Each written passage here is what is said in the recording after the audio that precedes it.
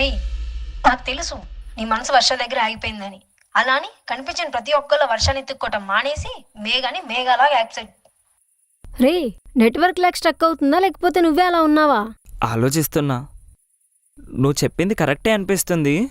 రే, అమ్మాయి నచ్చిందంటున్నావు, అలాంటప్పుడు వర్ష మెమరీస్ నుంచి బయటికి రారా, అప్పుడు నీకే అర్థమవుతుంది. అయింది. ఇంకేంటి మరి, పెళ్ళికి రెడీ అంటావు.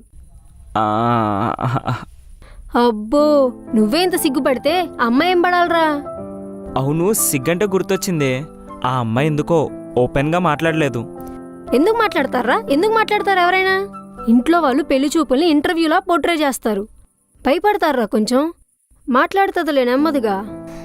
ప్రతిదానికి. అండ్ ఆ అమ్మాయి మాటకు ముందో నాన్న, మాట వెనకాలో నాన్న అంటుందే. రేయ్, చాలా అదృష్టవంతుడిరా. అయితే ఇంకా అమ్మాయి వాళ్ళ నాన్న షాడోలోనే ఉంటుందంటే అమ్మాయి ఖచ్చితంగా మంచి అమ్మాయి అయి ఉంటుంది. ఇంతకీ నీకు ఓకే అని చెప్పి వాళ్ళ కబురు చేసావా? అమ్మతో మాట్లాడి చెప్పడమే. సో హ్యాపీ ఫర్ యూరా. ఏమైపోతావో అనుకున్నా. Finally slowly nature is changing. నీలాంటి ఫ్రెండ్ ఉండగా నాకేమైద్దే. Anything for యూరా.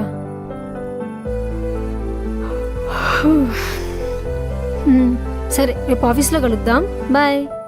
బాయ్, కలుద్దాం.